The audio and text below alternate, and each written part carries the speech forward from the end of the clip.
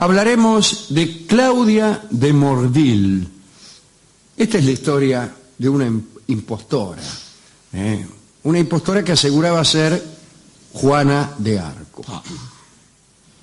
Dice la historia que tras oír voces angélicas que la intimaban a salvar a Francia del avance inglés, Juana de Arco quiso presentarse ante el rey francés Carlos VII para ofrecerle su ayuda. Era el año 1428. Pero tuvo que esperar un año hasta que le dieron audiencia. El relato de la entrevista es bien conocido, ¿no? El rey se mezcló con sus cortesanos e hizo que uno de ellos, un pichi, se vistiese aparatosamente y se hiciese pasar por él. Cuando Juana entró en la sala, se dirigió directamente al rey verdadero, sin hacer caso del que lo figuraba. Se arrodilló directamente ante él y le anunció que su misión era salvar Orleans de la ocupación inglesa. Carlos aprobó la expedición de Juana ante esta demostración de poder perceptivo y en mayo de 1429 Juana liberó Orleans.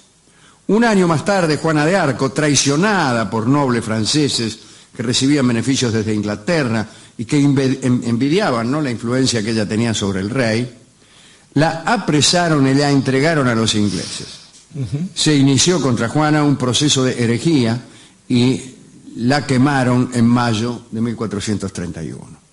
Cuenta la crónica que la fe ingenua de sus contemporáneos no les permitía creer, qué curioso, una fe que impide creer, no les permitía creer en que aquella muchacha de 19 años hubiese muerto de forma tan dramática.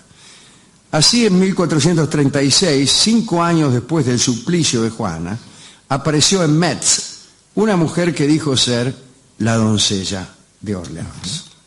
Aseguraba haber escapado de la hoguera merced a una sustitución en el calabozo. Decía que una bruja condenada por la Inquisición era la que verdaderamente había ardido y que ella se había escapado del castillo de Rouen por un túnel.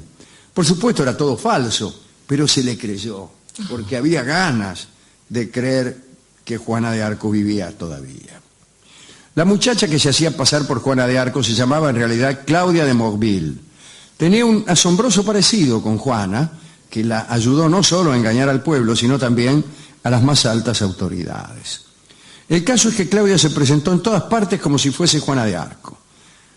Ahora, su conducta era absolutamente contraria a la de la verdadera Juana. Aunque los conflictos con Inglaterra continuaban, ella no pensaba en batallas ni en guerras, sino en aprovechar la impostura con fines lucrativos. La falsa Juana se hacía invitar a casas nobles para chupar de ojo, era halagada con banquetes, vestidos y joyas, y en medio de esas fiestas contaba sus proezas. Bien, todos quedaban extasiados ante sus relatos. Con admirable desfachatez, Claudia se presentó ante los que habían sido compañeros de armas de la verdadera Juana. Ahí estaba nada menos que Gilles de Rais, el verdadero, mejor dicho, no el verdadero, el barba azul de Perron. Sí, señor. Aquel terrible asesino. Según parece, Gilles de Rais la había amado mucho, sin lograr conquistarla, y por entonces ya se dedicaba a cometer los peores crímenes y depravaciones. Gilles de Rais cayó en la trampa, en la trampa de Claudia, y maravillado por el milagro de la reaparición, rindió amor a la impostura. Claudia de Morville recibió un castillo, cartas de amor y promesas de lealtad eterna. Cuando el enamorado, Gilles de Rais, ¿no?, empezó a acercársele peligrosamente, Claudia se alejó de él para siempre. Marchó hacia Luxemburgo, donde la esperaba para agasajarla en el Palacio de Arlon, el duque del lugar. Allí Claudia fue cortejada por Ulrich de Württemberg, que también estaba de visita en la casa del duque de Luxemburgo. Ulrich le regaló una armadura de oro, caballos, vestidos suntuosos. A Claudia, más allá de los obsequios, le gustó aquel caballero y lo hizo su amante. Orgulloso, Ulrich se jactaba de haber destruido el apodo de doncella de Orleans con el que ya se la conocía desde el momento de la gesta, ¿no? Bueno, la verdad es que Claudia de Morville había perdido la doncellez hacía mucho tiempo. Más tarde la falsa Juana abandonó a Urlich y regresó a Metz. Allí conoció a un tal Roberto de Sarmoise, con quien se casó y tuvo 2 hijos. Todos los días recibía en su casa ofrendas de antiguos soldados. A nadie parecía interesarle indagar acerca de semejante aparición. Todos estaban cómodos y contentos con el hecho de que Juana de Arco viviera entre ellos. En 1439, ambiciosa y quizá cansada de tanto homenaje de segundo orden, quiso entrevistarse nada menos que con el rey Carlos VII para confirmar rotundamente su superchería y conseguir favores ya de orden real. Cuenta el cronista que cuando Claudia escribió a Carlos, el rey fingió aceptar encantado la visita. Pero la verdad es que a París habían llegado los rumores de una que se hacía pasar por Juana y algunos consejeros escépticos se habían encargado de advertir al rey acerca de la impostura. Carlos VII hizo lo que se había hecho con la verdadera Juana. Cuando Claudia llegó al Palacio Real, Carlos se había disfrazado de otro. Y el falso Carlos, otro se había disfrazado de Carlos, bueno, tal como habían hecho antes. Un falso Carlos se dirigió nomás a la falsa Juana con gran solicitud. Claudia de Morville fue inmediatamente detenida. Se la encerró y fue amenazada con tormentos. Inmediatamente confesó que no era Juana de Arco. Entre los desengañados estaba nada menos que su marido, Roberto, el de Sarmoise. Claudia de Morville fue condenada al destierro, pero antes fue puesta en la picota, en la puerta de la cárcel, para que una multitud la viera y la insultara. No fue Claudia de Morville un ejemplo de resignación. Dice la crónica que con lenguaje procaz insultaba a ella a la gente que se acercaba para burlarse. En cuantito fue desatada, montó a caballo y se dirigió a Orleans, donde tuvo tiempo de engañar a las autoridades antes de que llegasen allí las noticias de París. Con algún dinero volvió a visitar a Gilles de Rais, pero él ya estaba a punto de ser conducido al patíbulo por sus crímenes. Después de esta visita, Claudia desapareció de la historia. Se conocen algunos documentos que atestiguan que se casó otra vez con un tal Jean Dullier y que vivió oscuramente en Anjou.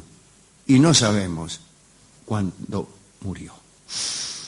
Qué historia densa. Sobre todo si uno piensa, Alejandro, en la forma en que se generan, se gestan estas cuestiones de las simulaciones. Recuerdo un opúsculo suyo donde nadie era quien decía ser, ¿no? Donde se iban suplantando unos a otros, pero pensaba también en la forma en que han funcionado esta especie de mitología de los pueblos, allí donde aparece una figura que le trae a un pueblo esperanza, libertad, etc., y esa figura lamentablemente muere, como le suele pasar a todos los seres humanos, se va gestando una idea de retorno que por otra parte tiene un antecedente, digamos, canónico, fundante. Tampoco se creía que ese muchacho que andaba entre los extremistas allá en la provincia romana de Galilea fuera quien decía ser, es decir, el Hijo de Dios. Y bueno, de hecho termina siendo ajusticiado y cuentan sus seguidores que vuelve 3 días después y aparece por allí, y algunos le creen y otros no, pero siempre se espera una segunda venida. Pero pensaba también en otro personaje, el rey Arturo, de quien quizás es interesante ver cómo funciona Gran Bretaña. Alguien que no existió es aquel que en cualquier momento va a volver para liberar a Gran Bretaña de sus males. Durante la Segunda Guerra Mundial, cuando ya muchos habían olvidado el romance de Chrétien de Troyes y las aventuras de los caballeros, hubo gente que iba de una punta a la otra, iban a Stonehenge o iban a Westminster, buscando ahí los restos de Arturo para ver cuándo se iba a levantar para detener a los nazis. Fue mucho más eficaz, digamos, los errores que cometió la Wehrmacht que la presencia de Arturo. En cambio, estaba recordando, Alejandro, que en la literatura es muy frecuente no solamente el asunto de la suplantación de un impostor, sino la ventaja, o sea, la superación del impostor respecto del modelo original. Usted recordará El prisionero de Senda, de Anthony Hope, donde se suplanta al rey de Ruritania, y el tipo es mucho mejor. Mucho mejor. El doble es mucho mejor. Y pensaba en El hombre de la máscara de hierro, la novela de Alejandro Dumas, que nos hace pensar todavía que ese era el verdadero rey. Y en cualquier caso era un tipo mucho mejor que el rey que les había tocado a los franceses.